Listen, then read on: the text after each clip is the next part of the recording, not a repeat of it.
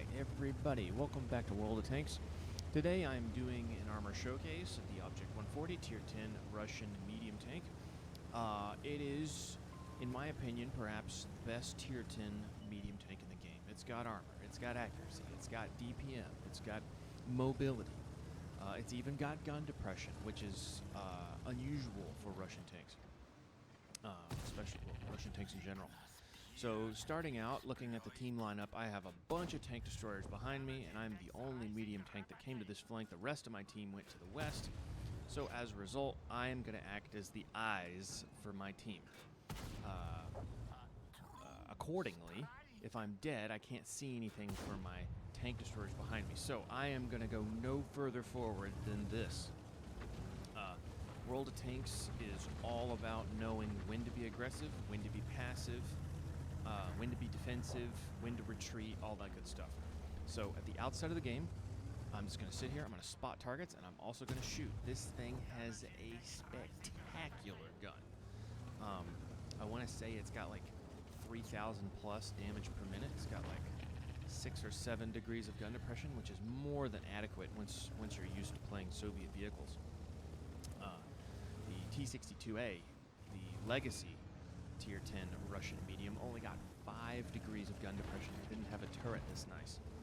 So the Object 140 is, in my opinion, the best Tier 10 medium tank in the game, at least for new players or sort of casual players. In circumstances, you might say the Leopard 1 would be better in certain circumstances, but for this right here, for this role, which is being in front, I've already blocked 950 damage, which you could not expect to do in a Leopard 1, like ever.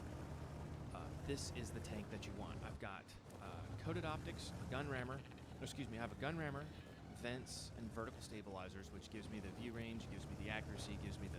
It's a gun build. I don't really need coated optics on this thing because it goes to max view range, so we're cool. So I'm thinking right about now that I need to fall back, but they're applying pressure in this exact moment. If I had fallen back maybe 10, 15, 20 seconds before this, it might have worked out. But as I see they're pushing forward, I'm just going to get spotted and torn apart by their tank destroyers that are on that ridge up there. And luckily, I was patient enough. Oftentimes in World of Tanks, if you're more patient than your opponents, I think he fired HE at me for that, and I don't know how I landed that shot, but we take those. Fudge, I forgot what I was going to say. But anyway, oh yes, being more patient than your opponents. If you were just more patient, then 9 times out of 10 you're going to do better than them. So Panzernik got impatient and charged into us. The Guard did as well. Now the M48 Patton is trying to throw in his lot. Now, this is where my tank destroyers are going to come into play, because I've already got 1,100 damage spotting, which is that third number. So you see the 2620, the 2250, and the 1595 at the bottom left-hand corner of your screen. That 1595 is damage done with my assistance. It means the tank that shot the enemy could not have seen that tank without my help, so I get a portion of the credits and experience from that damage. I've already done 1,500, just because of all the tank destroyers behind me. So I am happy as a clam, just continuing to sit where I am because I have targets in front of me. If these guys, if there was no action going on and we're past the first couple minutes of the game, I'm gonna push. I'm gonna poke a little bit, and I will do that later in this replay. I'll poke once the pressure has died off, but we got pressure. I have a Guard to my left, and I have this Patton to my right, and I'm really not interested in trading hit points with this 48 Patton, because I think both of us know that the one who pushes the other will die to the tank destroyers of that person. I don't know what went through his head, but he made a mistake, is the bottom line there. And my tank destroyers knocked him out. So now that the M48 is dead, I've got that Guard to my left, I have a light tank on my right, and I have those tank destroyers in the back.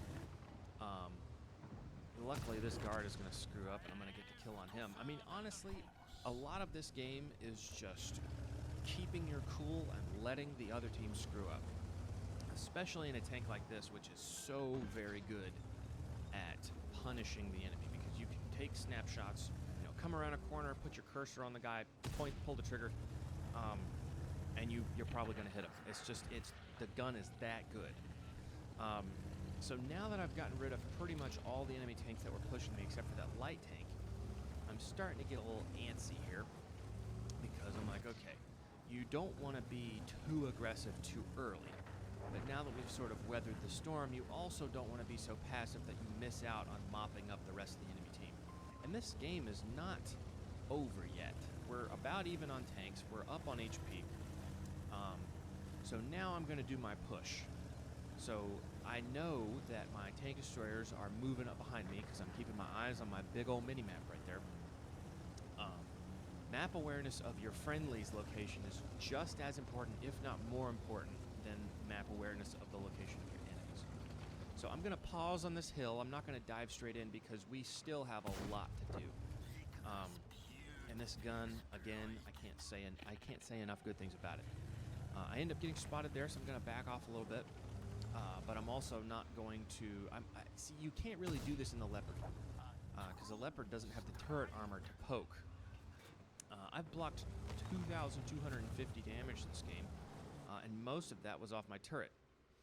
And this position right here on this map, where I'm at, this little hill, is spectacular for anybody that's on it, because it, as you can see, it gave me a line of sight to the light tank that was pushing our artillery in the middle, sort of the only part of our flank that's weak. He got through. He found the hole in our front line, but I was able to cover it, luckily. So now that we've sort of pacified the front in that position, I'm going to move up just ever so slightly, and I am terrified that there's going to be a tank destroyer up on the hill that I was just at, but they have decided to fall back to different places, and I give this guy a good old ram. That tank, I thought he had a turret that could like turn all the way, and I got super lucky here. I bounced the Char, I bounced the Guerrilla 15, and I'm racking up spotting. Like, you don't have to shoot your enemies to get the credits and XP, you just have to see them. And sometimes that just means being the first guy in. Now, if you are the first guy in with no support, or if you're the first guy in when there's too many enemies and looking at that place, you're going to go back to the garage very quickly. But I say thank you to the Scorpion, because I don't have any hit points left to lead the charge. So, and he knows that. He also knows the game's over. So, I can count on his greed helping him help me for the duration of this game. And I laid an HE shell on that artillery, and that's pretty much it for this game. This was a great game. And it was like the first game of the whole night that I played in an Object 140. It definitely helps that this is one of the best tier 10 tanks in the game. Probably, and like I said, the best tier 10 medium tank in the game.